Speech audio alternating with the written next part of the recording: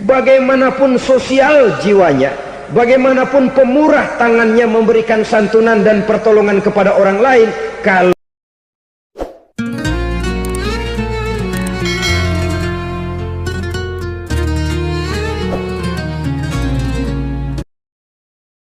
Assalamualaikum warahmatullahi wabarakatuh. Waalaikumsalam warahmatullahi wabarakatuh. Alhamdulillah, wassalatu wassalamu ala sayyidina Rasulillah, sayyidina wa maulana Muhammad ibn Abdullah wa ala alihi wa sahbihi wa mawalah.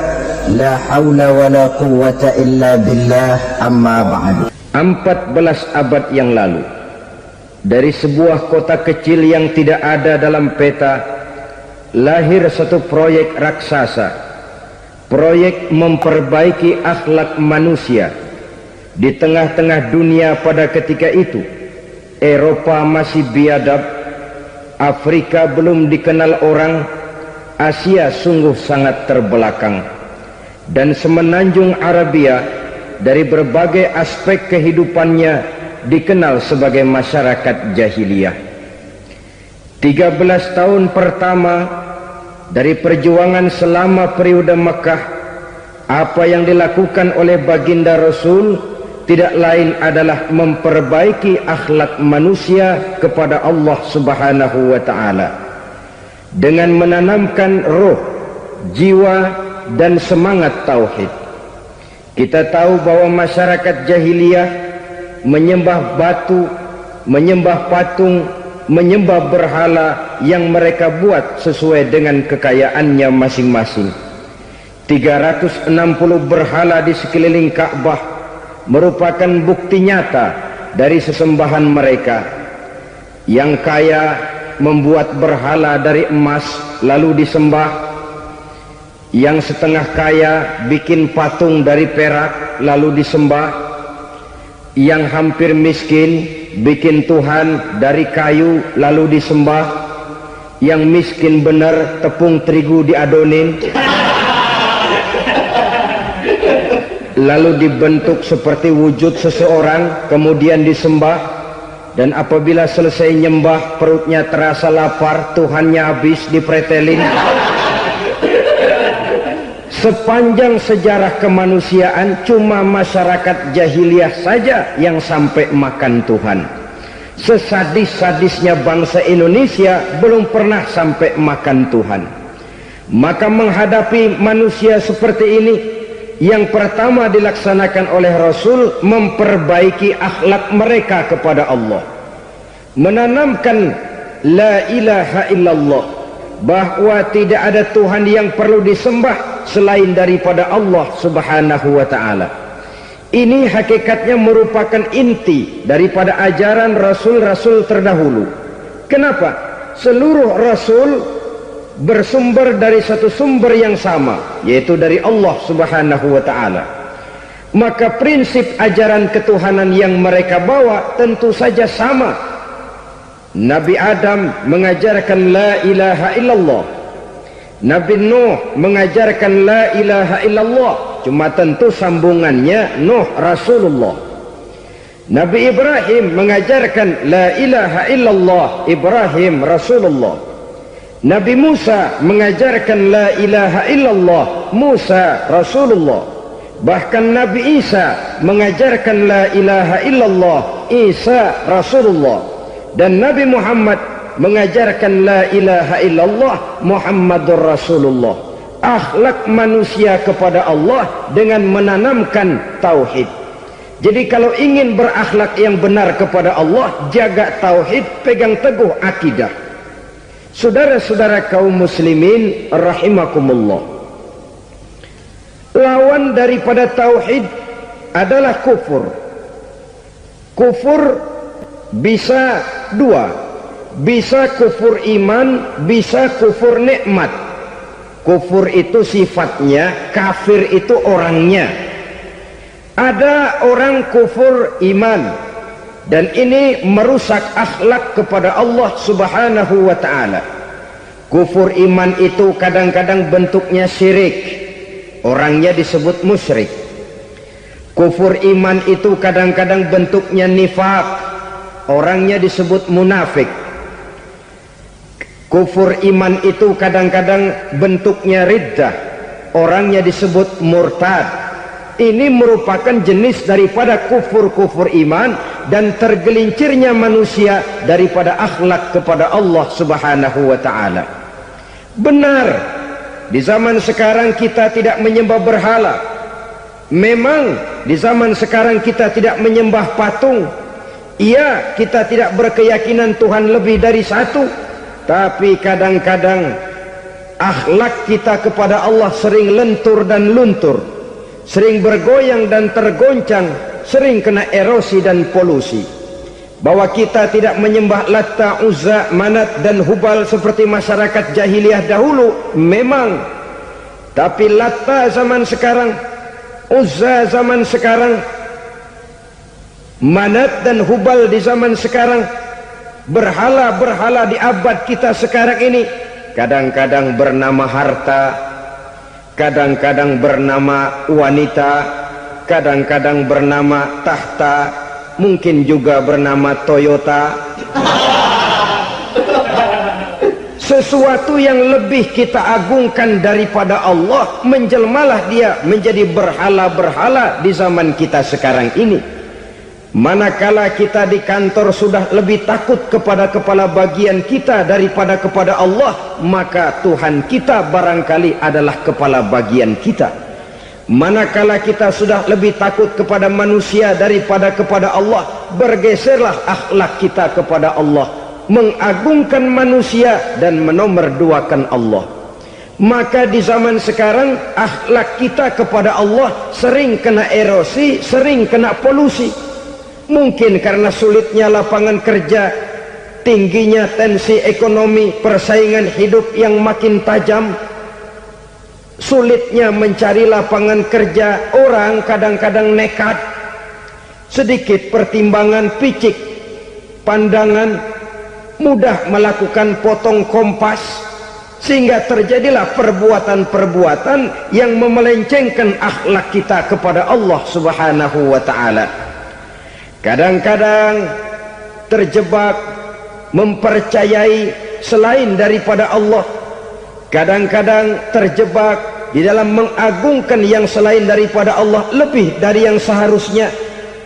Terkenalah akhlak kita kepada Allah jaringan-jaringan erosi dan polusi. Kufur sebagai lawanan daripada tauhid merupakan sifat daripada orang yang tidak berakhlak kepada Allah.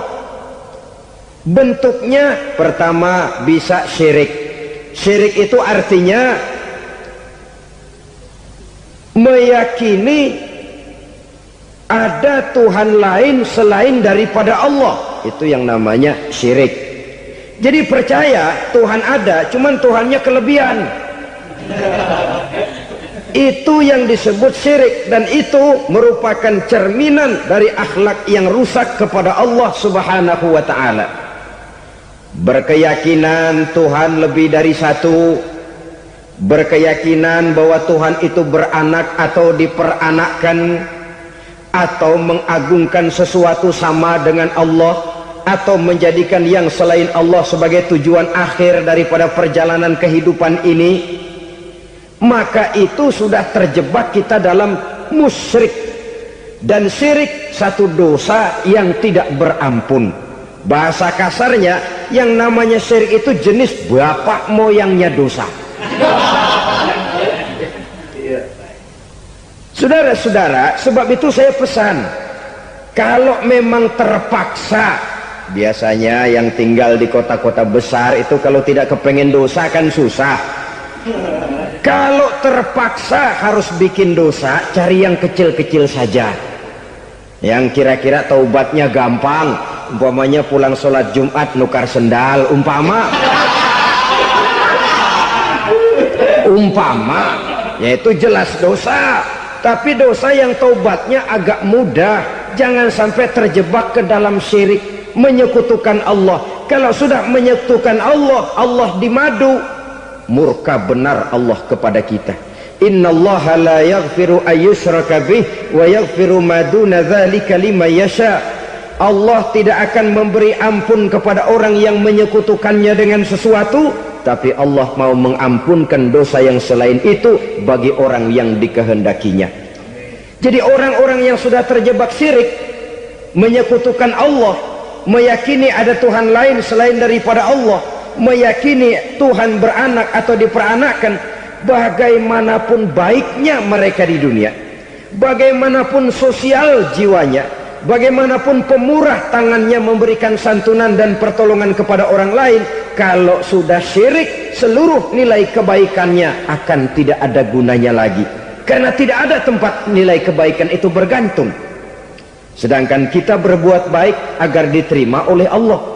Kalau Allahnya marah kepada kita, siapa yang akan menerima nilai kebaikan itu sendiri?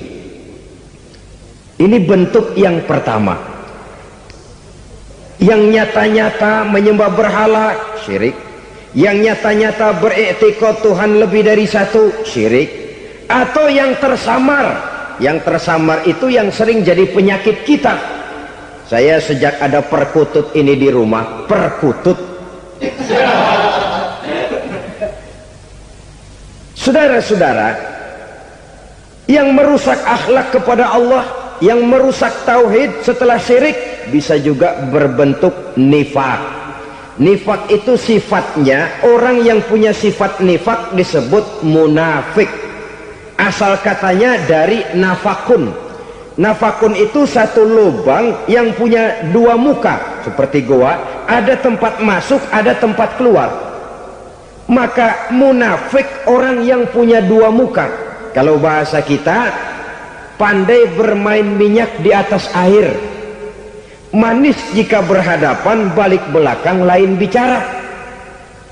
Sehingga apa yang dinamakan nifak, kata Imam Ali Al-Jurjani dalam kitab ta'rifatnya, izharul imanu bil lisan wa kitmanul kufri bil qalbi. Menyatakan, menampakkan iman dengan lidahnya, tapi menyembunyikan kekafiran dalam hatinya. Dengan kata lain, lidahnya mah iman, hatinya mah kafir. Padahal hati itu yang dilihat, padahal hati itu yang dinilai. Kenapa lidahnya mengaku iman? Ya mungkin karena kepepet, mungkin karena kepentingan, mungkin karena ingin mencari kelemahan orang, lalu dia pura-pura beriman, tapi sesungguhnya hatinya kufur. Ini merupakan penyakit munafik. Dan terus terang, menghadapi orang munafik jauh lebih berat daripada menghadapi orang kafir. Kenapa? Munafik ini kan musuh dalam selimut. Mau dibilang musuh nyata-nyata, apalagi di zaman Rasul ya, ketika periode Madinah, berat sekali menghadapi orang munafik. Mau dibilang kafir, kalau ketemu assalamualaikumnya medok juga. Mau dibilang mukmin, di belakang ngegerundel, nyari-nyari penyakit, nyari-nyari lantaran, mencari-cari gara-gara. Kalau kafir jelas kafirnya, kalau musyrik jelas musyriknya. Tapi munafik, di depan kita dia mengaku beriman, di belakang kita dia caci maki kita. Maka demikian rupa watak orang munafik, Allah benci betul. Sampai dalam Quran orang munafik itu divonis innal munafikin fid darkil asfal minan nar. Orang-orang munafik di dasar jurang neraka yang paling bawah, keraknya neraka. Saudara-saudara kaum muslimin rahimakumullah, sebab munafik sangat berbahaya, membahayakan umat, membahayakan agama. Di depan kita mereka ngaku pura-pura beriman, kalau pidato luar biasa memuji agama setinggi langit, menampakkan seolah-olah dia orang yang dekat dengan agama. Saudara-saudara, agama penting, agama mutlak, tapi yang ngomong begitu agamanya apa, remeng-remeng. Cuma sekedar lipstick, cuma sekedar dekorasi, cuma sekedar kamuflase buat ngibuli orang lain. Dia mengaku beragama, mengatakan agama mutlak, menganggap agama penting, seolah-olah memperhatikan benar tentang tatanan kehidupan beragama, tapi sebenarnya di hatinya tidak lebih berkecamuk penyakit-penyakit kufur. Maka sifat munafik ini termasuk menodai tauhid, artinya merusak akhlak kita kepada Allah Subhanahu wa ta'ala. Sifat yang ketiga yang juga merusak akhlak kita kepada Allah dinamakan riddah. Riddah itu sifatnya, orang yang punya sifat riddah disebut murtad. Murtad keluar dari Islam. Keluar dari Islam tentu tadinya di dalam Islam. Oleh satu perbuatan dia bisa menjadi murtad. Misalnya tadinya dia iman benar kepada Allah, tapi melarat. Kadang-kadang sehari masak, 3 hari libur. Akhirnya oleh kesulitan ekonomi dia tidak kuat. Ada yang menawarkan kebaikan, dibawain supermi, dibawain obat-obatan, diberikan beras. Goyah imannya. Keluar dia dari Islam, ikut agama orang yang memberikan pertolongan kepadanya, memilih kesenangan sebentar dengan mengorbankan kebahagiaan yang kekal. Maka orang semacam itu riddah sifatnya, murtad orangnya, keluar dari Islam. Dan yang menyebabkan kita murtad bukan cuma orang nyata-nyata memproklamirkan diri keluar dari Islam tapi lalu mengikuti agama orang lain, bukan cuma itu. Mengakui ada Rasul lagi sesudah Nabi Muhammad bisa menyebabkan kita murtad. Mengingkari nikmat Allah bisa menyebabkan kita murtad. Meyakini semua agama benar bisa menyebabkan orang menjadi murtad. Meragukan kesempurnaan dan kelengkapan Al-Quran bisa menyebabkan orang jadi murtad. Mengingkari sunnah bisa menyebabkan orang menjadi murtad. Banyak hal-hal yang bisa mendatangkan penyakit riddah dan membuat pelakunya menjadi murtad, dan ini menodai akhlak kita kepada Allah Subhanahu wa ta'ala. Itu tadi kufur iman, saudara-saudara, nyata-nyata mengingkari Allah, baik dalam bentuk syirik, nifak ataupun riddah. Kufur yang kedua dinamakan kufur nikmat. Apa itu kufur nikmat? Sitru ni'matil mun'im au ya'malu fi mukhalafatil mun'im.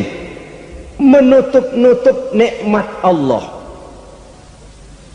atau melakukan perbuatan yang menentang, bertentangan dengan kehendak yang memberikan nikmat.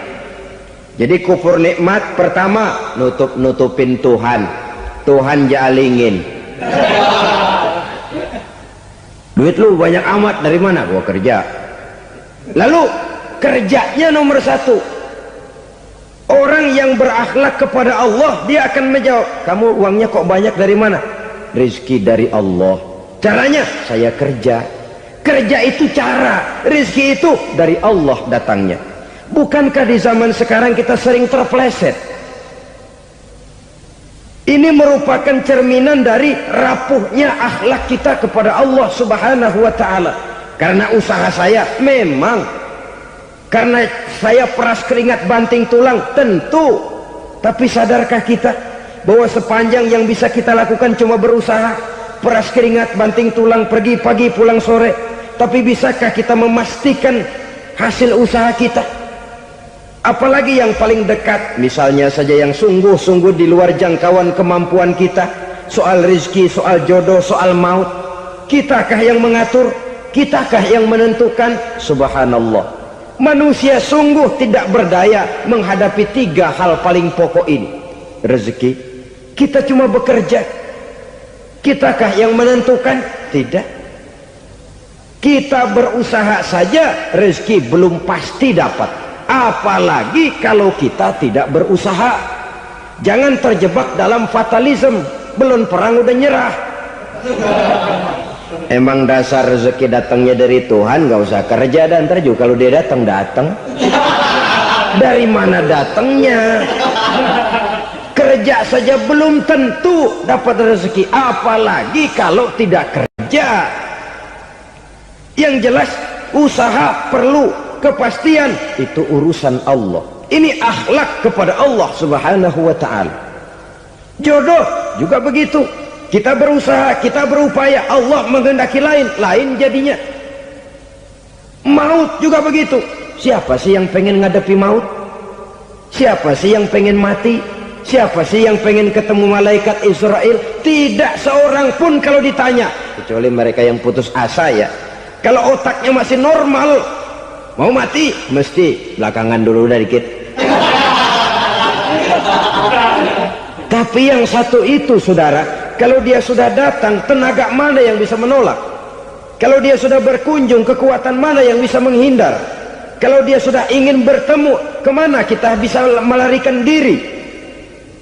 Manusia sepanjang yang dia lakukan hanya berusaha, tapi kepastian, ketentuan dari Allah subhanahu wa ta'ala. Orang yang kufur nikmat, nutup-nutupin Allah. Dia merasa rezekinya adalah mutlak peres keringatnya, seolah-olah Allah nggak punya peranan apa-apa di situ. Oh, ini kan saya bisa rumah begini karena saya kerja keras. Oh, ini mobil saya begini saya kerja keras. Peres keringat, banting tulang keras.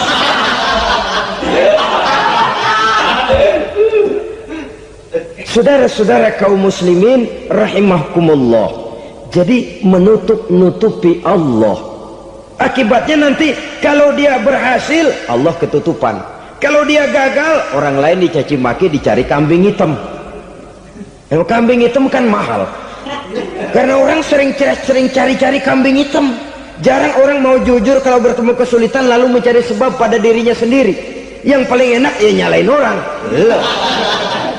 Lo begitu. Orang lain yang paling enak kita salahin.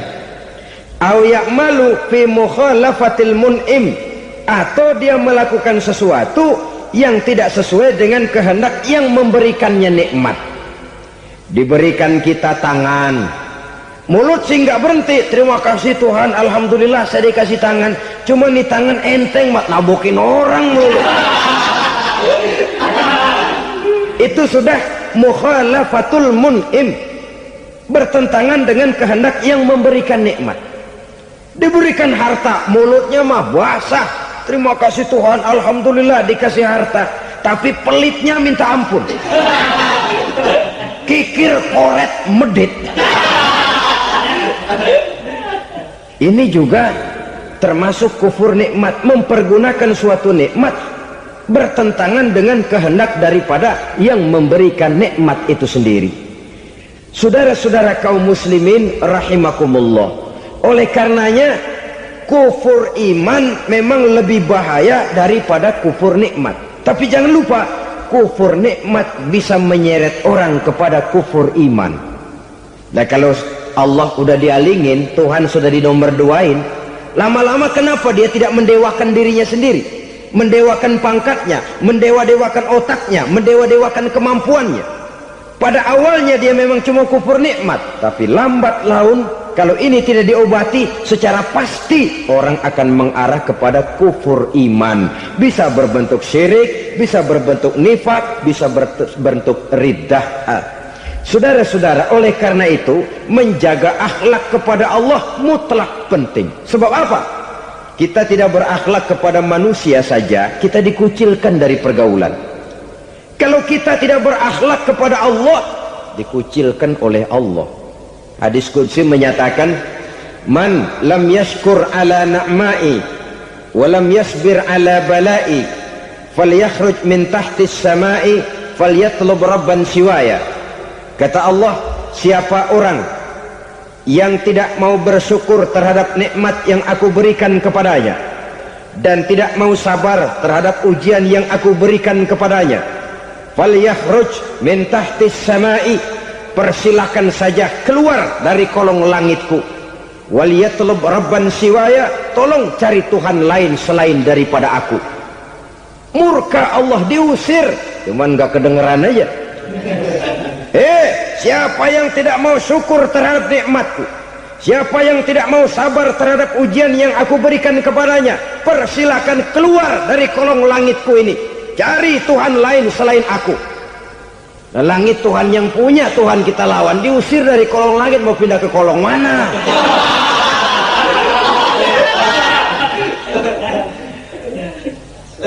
Jadi jangan merasa kufur nikmat kan enteng. Iya, kelihatannya begitu, tidak sebahaya kufur iman. Tapi kufur nikmat ini merupakan anak tangga yang kalau kita sudah mulai naik, kita akan naik terus sampai kepada tingkat di mana kita mengalami kufur iman. Kalau sudah ke sana, maka akhlak kita kepada Allah terkenalah erosi, terkena polusi, hancur akhlak kepada Allah, dan itulah sumber kesengsaraan abadi. Kalau cuma kita tidak berakhlak kepada manusia, barangkali resikonya cuma kehidupan di dunia ini. Mungkin juga ada kehidupan akhirat. Tapi kalau sudah tidak berakhlak kepada Allah, dunia akhirat kita rugi dan celaka. Maka pada kesempatan ini saya mengajak, marilah jaga baik-baik akhlak kita kepada Allah. Satu kali kita bertauhid, sampai mati kita bertauhid. Satu kali la ilaha illallah, jangan tergelincir lagi kita keluar daripada kalimat itu. Satu kali kita bertuhankan Allah, jangan bertuhan yang lain selain daripada Allah. Jangan sekutukan Allah, jangan samakan Allah dengan sesuatu, jangan mengangkat yang lain sama agungnya dengan Allah. Sebab dengan demikian kita seolah-olah sudah mengotori akhlak kita kepada Allah subhanahu wa ta'ala. Ini berat, saudara-saudara. Ini tidak ringan. Kadang-kadang saya katakan tadi, masalah ekonomi, kadang-kadang persaingan hidup yang makin tajam, di tengah lapangan kerja yang makin sulit, di tengah orang banyak potong kompas. Kalau berpatokan kepada nilai tauhid, la ilaha illallah, tidak ada Tuhan selain Allah, maka saya tidak akan takut kecuali hanya kepada Allah. Saya tidak akan menggantungkan hidup kecuali hanya kepada Allah. Saya tidak akan minta rezeki kecuali hanya kepada Allah. Kadang-kadang situasi yang nekat membuat kita kehilangan keseimbangan, kehilangan pertimbangan, picik pandangan. Akibatnya kita merusak akhlak kepada Allah subhanahu wa ta'ala. Ironinya kan orang sekarang kalau ditanya, lu nyolong ya? Iya. Kok berani? Emang. Lu nggak tahu Tuhan lihat? Tahu. Kok nyolong juga? Biarin. Kalau Tuhan mah lihat, jangan gak ribut. Enggak ribut katanya. Kalau orang lihat, 2 orang saja tahu, geger kelurahan. Ini kan sudah mendustai dirinya sendiri, sudah merusak akhlaknya kepada Allah subhanahu wa ta'ala. Tuhan gak ribut katanya. Saudara hadirin yang saya hormati, jadi oleh karenanya akhlak kita kepada Allah merupakan basis daripada kehidupan beragama. Kalau itu sudah mulai rapuh, mulai terkena erosi dan polusi, mulai rusak, dikhawatirkan nanti nilai ibadah kita kepada Allah juga akan turut ambruk karenanya. Saudara-saudara kaum muslimin rahimakumullah, tugas yang kedua memperbaiki akhlak manusia kepada sesama manusia. Kita tahu Islam sesuai dengan namanya adalah agama damai. Maka akhlak manusia kepada sesama manusia menempati porsi yang penting dalam kehidupan beragama. Bagaimana seorang muslim bergaul, bertata krama terhadap sesama manusia. Mari kita lihat lebih jauh persoalannya. Untuk memudahkan pembicaraan dari kacamata agama, kita kelompokkan saja manusia itu dalam 2. Pertama yang seiman, dan yang kedua yang tidak seiman. Yang tidak seiman itu kita sebut saja kufur atau kafir.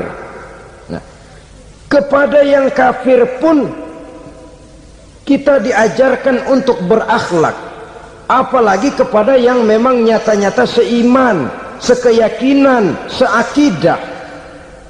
Kemanapun Islam datang, ke negara manapun ia masuk, ia tidak menaburkan kerusakan.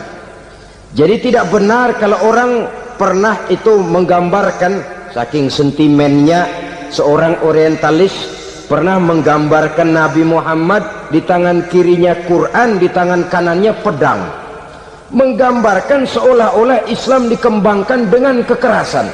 Sebenarnya tidak sama sekali. Kalaupun dalam sejarah perkembangan Islam pernah terjadi perang, maka perang dalam Islam sesungguhnya apabila kita amati sejarahnya bukan untuk memaksakan agama, karena memang agama tidak bisa dipaksakan, tetapi justru untuk mempertahankan agama dari segala macam hambatan, rintangan, hinaan dan fitnahan.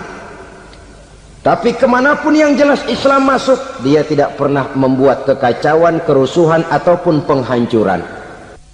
Candi Prambanan bahkan dipugar, gereja-gereja tidak ada yang dihancurkan oleh umat Islam. Kenapa? Islam agama damai. Soal agama, soal lakum dinukum waliyadin, la ikraha fid din, qad tabayyana ar-rusdu minal ghayy. Tidak ada paksaan dalam beragama, sebab nyata yang benar dengan yang tidak benar. Belum pernah ada orang kafir masuk ke perkampungan orang Islam lalu dikejar-kejar, diteriakin kafir, kafir, sunatin.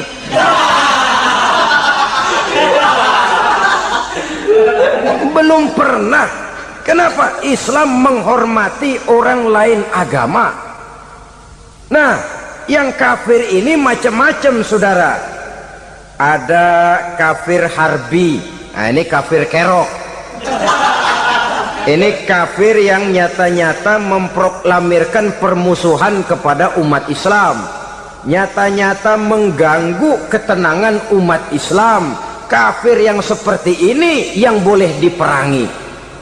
Misalnya kita mau sembahyang Jumat dijagain, nggak boleh sembahyang Jumat, getok palanya. Kafir harbi artinya tantangan perang datang dari mereka, bukan kita yang mulai, mereka yang buka front. Prinsipnya umat Islam tidak boleh mencari-cari musuh, tapi pun tidak boleh lari kalau ketemu musuh. Musuh jangan dicari, ketemu jangan lari. Karena itu kesan seolah-olah umat Islam ini teroris, umat Islam ini destroyer, umat Islam ini sering menimbulkan keonaran, kerusakan. Sungguh satu fitnahan yang sangat keji. Umat Islam adalah umat yang cinta damai.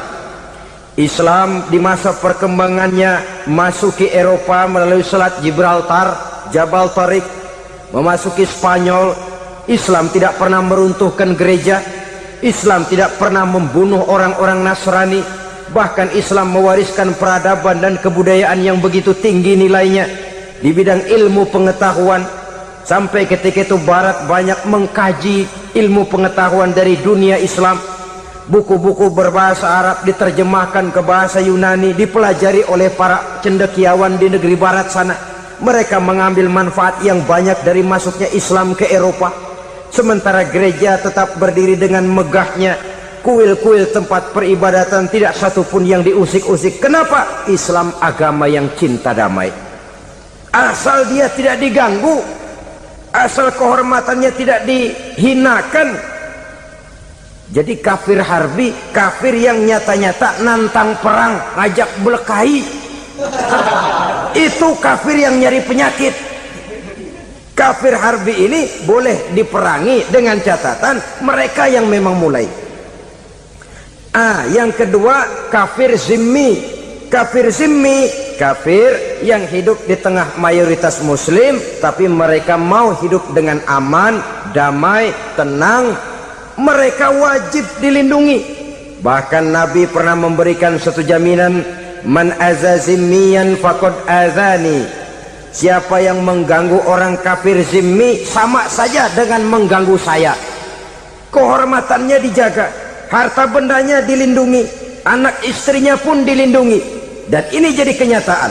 Saudara bisa lihat di negara-negara yang mayoritas penduduknya beragama Islam, orang-orang kafir di luar Islam hidup dengan tenang, aman, damai.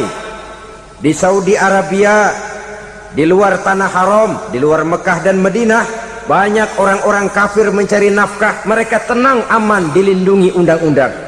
Begitu di Mesir, begitu di negara Indonesia yang berdasarkan Pancasila ini.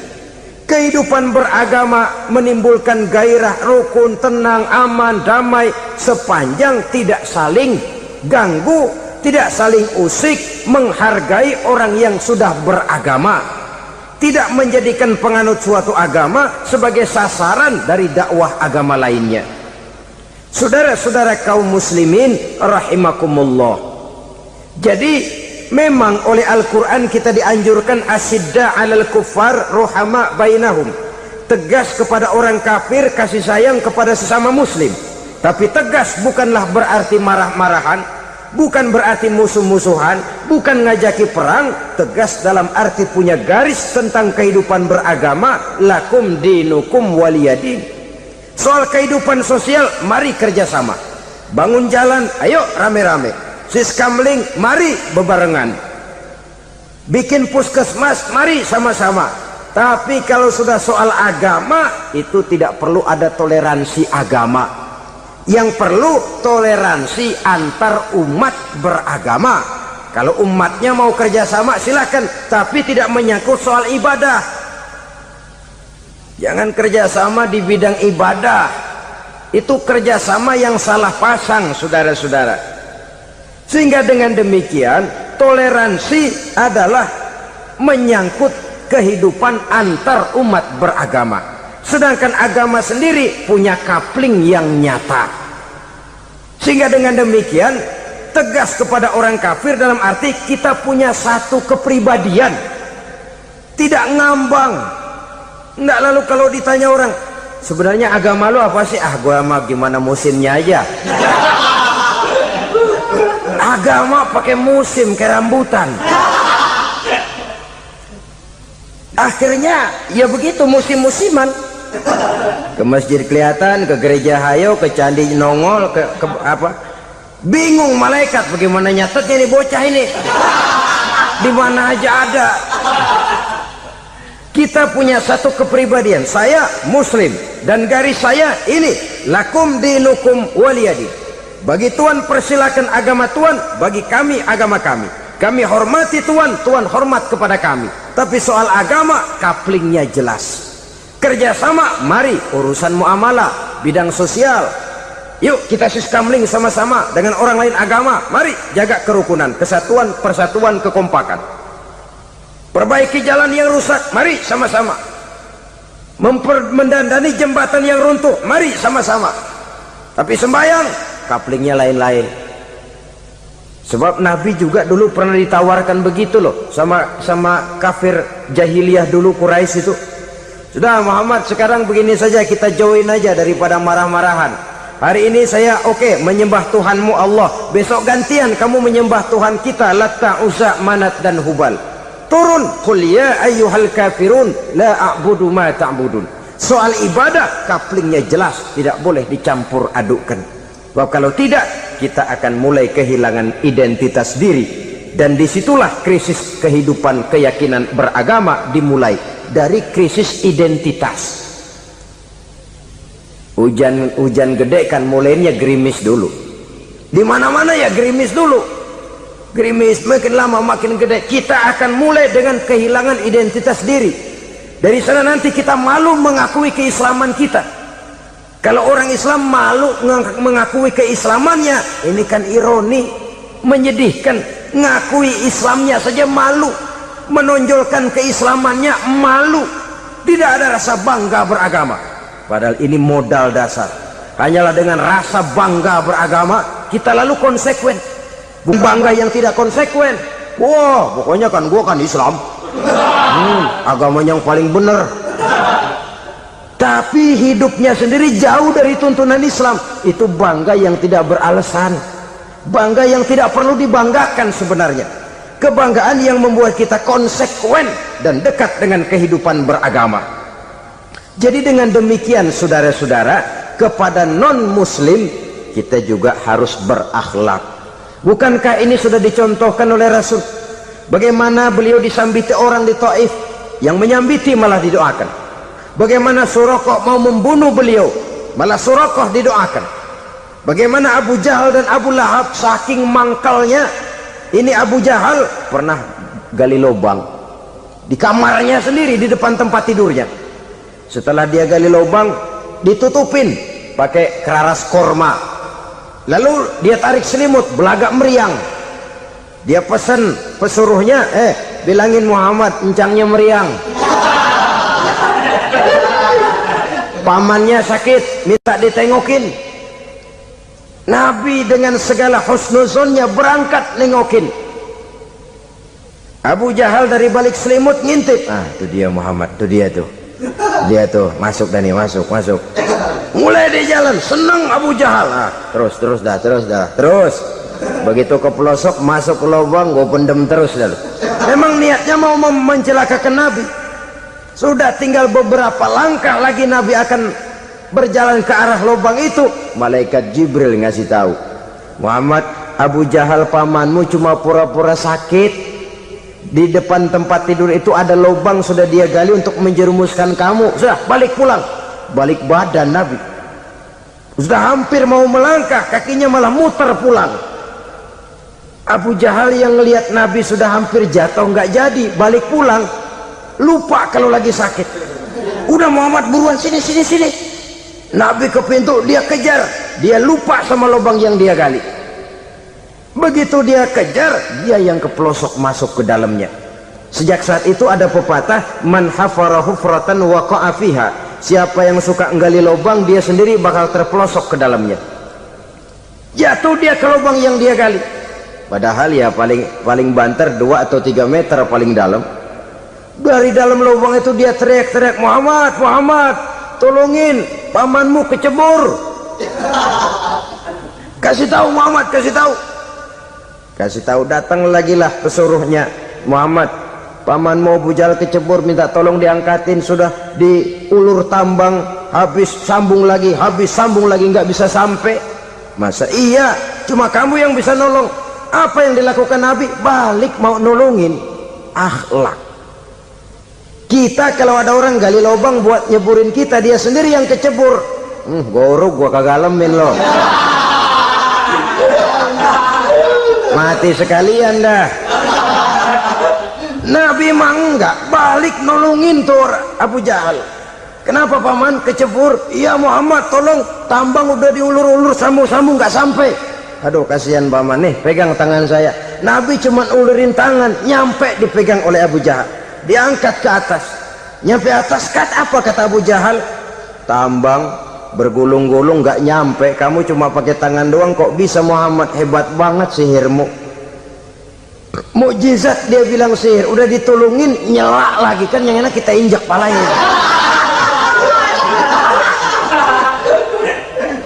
Orang dulu bilang wah katanya nolongin anjing kejepit, udah selesai ditolongin malah yang nolong digigit.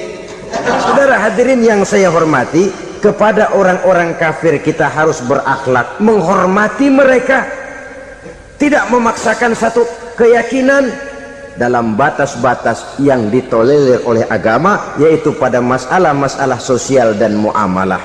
Itu kepada non-muslim, apalagi kepada sesama muslim.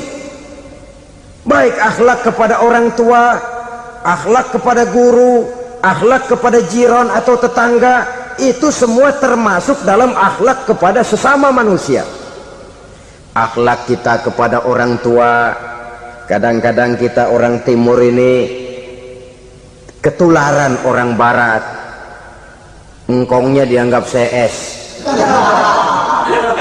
salaman main kedet aja halokong, engkongnya bahalo dibengong. Saudara-saudara kaum muslimin rahimakumullah, akhlak yang tua kepada yang muda, akhlak yang muda kepada yang tua, kepada jiran dan tetangga, kepada sanak famili dan handai tolan, pendeknya kepada sesama muslim. Tetangga ada haknya, ada hak tetangga yang kalau kita berakhlak itu harus dipenuhi. Contoh kecil, kalau saya beli radio, itu saya dong boleh berpikir, ini radio saya beli pakai uang saya setel di rumah saya, sekeras-kerasnya ada apa sama orang lain? Radio gua, yang beli gua pakai duit gua, gue setel di rumah gue, ada urusan apa sama orang lain? Itu kalau menurut saya. Tapi tetangga sebelah saya kan bisa juga ngomong begitu. Mata gue yang ngantuk, gue tidur di rumah gue, kenapa suara radio lu masuk kemari? Ketika itulah lalu kebebasan saya nyetel radio dibatasi oleh kebebasan tetangga saya yang mau tidur. Ini sudah akhlak namanya. Umpamanya lagi ada Nabi ajarkan, iza tobakhta maraqatan fa'akthir ma'aha wa ta'ahad jiranaka. Kalau kamu masak sayur, banyakin kuahnya, bagiin tetangga kamu. Bukan bagiannya itu yang jadi soal, tapi akhlak kepada tetangga. Udah tahu tetangganya kelaparan, diseksa, goreng ikan asin, se-RW baunya ngayap, kembang kempis orang nungguin. Saudara hadirin ma'asyiral muslimin rahimakumullah. Jadi dengan demikian, kalau sudah kembali kepada orang-orang yang nilai imannya sama dengan kita, apapun organisasinya, apapun baju yang mereka pakai, kaos yang mereka pakai, jaket yang mereka pakai, kalau sudah seakidah, seiman, jaga akhlak kita. Pendapat boleh berbeda, kaos boleh tidak sama, jaket boleh beraneka warna, bendera boleh beragam-ragam, tapi ukhuwah Islamiyah ini utamakan. Adalah lebih baik mencari persamaan dalam kehidupan dan bukan memperbesar perbedaan. Hanyalah dengan mengembangkan nilai-nilai akhlak semacam ini, toleransi tidak hanya diperlukan kepada yang non-muslim, kepada sesama muslim pun toleransi. Artinya apa? Jangan memponis amalan orang lain. Yang usolli, yang tidak usolli, berjalanlah menurut keyakinannya masing-masing. Jangan lalu memponis, itu namanya nggak toleransi. Kamu nggak pakai usolli ya? Enggak. Brengsek. Kamu pakai usolli ya? Iya. Bid'ah. Lah dua-duanya kagak yang bener. Kalau yang sembahyang kagak bener, bagaimana yang kagak sembahyang? Apa itu yang bener? Toleransi, setuju dengan perbedaan pendapat, jangan memponis amalan orang lain. Karena kita hanya beramal, hak menerima adalah Allah subhanahu wa ta'ala. Jangan sebentar-bentar mencap bid'ah, dolalah, finnar, neraka. Kayaknya neraka kapling orang tuanya kali. Gampang bener masukin orang ke neraka. Kita kadang-kadang bisa toleransi dengan orang luar, tapi kepada sesama muslim toleransi tidak sanggup kita adakan. Mengklaim merasa kita yang benar, orang lain salah semua, itu tidak toleransi namanya. Mentang-mentang jadi ustadz, nih satu-satunya ustadz di sini ya, semuanya mesti ngaji kemari. Kalau nggak ngaji kemari Islamnya kurang tapi bener. Toleransi. Saudara-saudara kaum muslimin rahimakumullah, lapang dada menghargai orang yang berbeda pendapat, apalagi kalau perbedaan pendapat itu menyangkut hal-hal yang tidak prinsipil, menyangkut hal-hal yang sekunder dalam kehidupan beragama, menyangkut masalah-masalah yang dalam bahasa fikih disebut soal-soal furu'iyah. Tidak usah menyebabkan kita bersih tegang. Kepala sama hitam pendapat boleh berbeda dan halal. Bahkan Nabi mengatakan ikhtilafu ummati rahmatun, perbedaan pendapat di kalangan umatku bahkan menjadi rahmah, sepanjang perbedaan pendapat itu diiringi dengan rasa toleransi. Tapi kalau sudah main baku hantam, main klaim, memponis orang lain, akhirnya timbullah keretakan. Jangan heran kadang-kadang satu masjid dua kelir. Ya soal kelir boleh kelar-kelir, boleh kelar-kelir, tapi kalau harus terlalu mencolok menyebabkan timbulnya keretakan, saya kira yang akan turun bukan lagi rahmah tapi bala. Bala akan menimpa kita, jatuh kita menjadi umat yang lemah. Oleh karena di antara kita sendiri, sesama kita tidak pandai bertoleransi, tidak lapang dada. Ada anak muda kelihatannya mau majuan dikit, yang tua curiga. Nah, kalau dia maju pasaran gua bangkrut dong nih. Lalu ditekan tuh anak ditekan melejit. Kadang-kadang yang tua maksudnya baik, mau memelihara, yang muda salah terima. Kan tua kejemur. Dari dulu sampai sekarang gitu-gitu doang, anak kemajuannya. Padahal yang tua barangkali maksudnya juga baik, mau memelihara. Sebenarnya kalau kita bisa mencoba mencari titik temu dengan alur komunikasi, tidak merasa diri yang paling benar, tapi toleransi, boyak menerima pendapat orang lain, setidaknya mau mendengar omongan orang. Yang susah kalau udah kena penyakit nggak mau ngerti omongan orang, nggak mau nerima pendapat orang. Kodok di kolong tempayan, cukeng kayu asem, asal ijo udah ijo aja, ijo dah. Nggak ngerti omongan orang. Yang kayak begini yang orang jadi kesandung. Oleh karena itu saudara-saudara, alangkah nikmatnya kehidupan ini apabila kita menyadari kita ini ummatan wahidah, satu umat yang satu, yang diikat dengan akidah. Kalau kepada yang non muslim saja kita diajarkan untuk berakhlak, apatah lagi kepada yang seiman, seakidah, sekeyakinan. Wajarkah perbedaan pendapat yang kecil-kecil lalu menyebabkan kita bertolak belakang, cerai-berai, centang perenang? Bila bertemu di jalan yang satu menyisih ke kiri, yang lain menyingkir ke kanan. Kalaupun juga bercampur di tengah kumpulan orang banyak, persis air dengan minyak. Yang atu melengos, yang atu madep mojok. Orang lain senyum, dia mau pada manyun. Saudara-saudara kaum muslimin rahimakumullah, realita ini walaupun tidak enak, pahit, tapi masih hidup di sebagian masyarakat kita. Ini yang perlu kita atasi. Soal toleransi kepada orang lain, sejarah sudah membuktikan. Mari kita jangan cuma bisa mengajak orang lain, umat lain untuk bertoleransi dengan kita, tapi kepada sesama kita, toleransi ini perlu kita tegakkan, perlu kita bina, terutama di dalam kita menuju bentuk ideal daripada konsep ukhuwah Islamiyah ini, yang memang selalu kita akan cari bentuk-bentuk idealnya sejalan dengan perkembangan situasi dan kondisi yang dihadapi oleh umat. Perbedaan organisasi, perbedaan kepentingan organisasi tidak seharusnya menyebabkan kita merasa meremehkan orang lain dan mengangkat diri, mengklaim diri sebagai yang ter. Jadi dengan demikian, apabila yang pertama tadi akhlak kepada Allah dinamakan hablum minallah, maka yang kedua ini merupakan hablum minan nas. Jikalau baik akhlak kita kepada Allah, baik akhlak kita kepada manusia, nikmat rasanya menjalani kehidupan. Kadang-kadang orang akhlaknya kepada manusia baik, tapi kepada Allah tidak baik. Hormat sama yang tua, menyayangi yang muda, sama tetangga rukun, tapi sama Tuhan nggak mau sujud. Ini baik kepada manusia, tapi tidak berakhlak kepada Allah. Atau sebaliknya, sujudnya sama Allah mah tekun, bener, khusyuk, bahasanya juga fasih, luar biasa. Tapi sama manusia sombong, takabur, ujub, merasanya dia doang yang paling benar.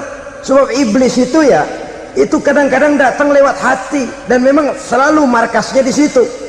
Kalau dia tidak bisa menggoda kita dengan yang lain, dia tumbuhkan sifat ujub. Dia bisikin, wah memang di kampung ini yang paling banyak ibadahnya ente, yang lain mana, lihat tuh kerocok semua. Lalu di hati orang itu tertanam sifat iya ya. Nah, tatkala iya ya, dia sudah terkena serangan iblis. Akhirnya apa? Orang lain diremehin. Asalnya nggak mau sembahyang ya diajak salaman udah najis aja dah. Ketemu juga mukanya ditekuk 4. Akhirnya bukan ngajak malah ngenyek, ngina. Lah orang dihina makin jauh, makin tidak tersentuh. Bukan cara itu yang diajarkan oleh Rasul. Bahwa orang tidak mau sholat, tugas kita mengajak. Soal dia tidak sholat, ya itu dosa dia kepada Allah. Saudara-saudara kaum muslimin, ujub disuntikkan oleh iblis ke dalam hati kita. Sujudnya kepada Allah benar, tapi akhlaknya kepada sesama manusia merasa paling benar sendirian, merasa orang lain salah semua. Pokoknya kalau di luar lingkungannya udah kagak bener aja udah bahaya. Saudara-saudara, ini juga penyakit yang disuntikan oleh iblis. Sebab iblis itu tipu dayanya luar biasa, strateginya lihai. Makin tinggi kualitas iman, ya makin berat upaya iblis untuk menjerumuskan kita.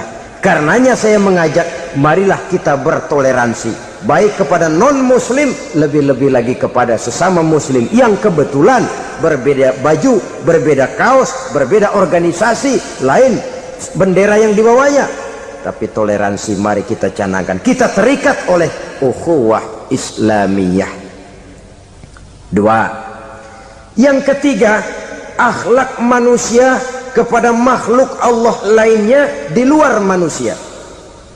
Islam, saudara-saudara, dengan berakhlak kepada Allah, berakhlak kepada sesama manusia, berakhlak kepada makhluk Allah di luar manusia, baik flora maupun fauna, maka mudah-mudahan akan terciptalah satu ekosistem, satu lingkungan hidup yang membuat kita nikmat menjalani kehidupan ini.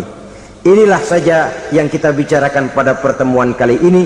Terima kasih atas segala perhatian, mohon maaf atas segala kekurangan. Marilah kita membina nilai-nilai akhlak walaupun berat tantangannya. Sungguh lebih baik rakyat rendah yang berakhlak tinggi daripada pejabat tinggi yang berakhlak rendah. Karena nilai manusia pada akhirnya ditentukan oleh akhlaknya itu. Mau sukses di masyarakat, mari kita utamakan akhlak. Usikum wa nafsi bitaqwallah. Wassalamualaikum warahmatullahi wabarakatuh.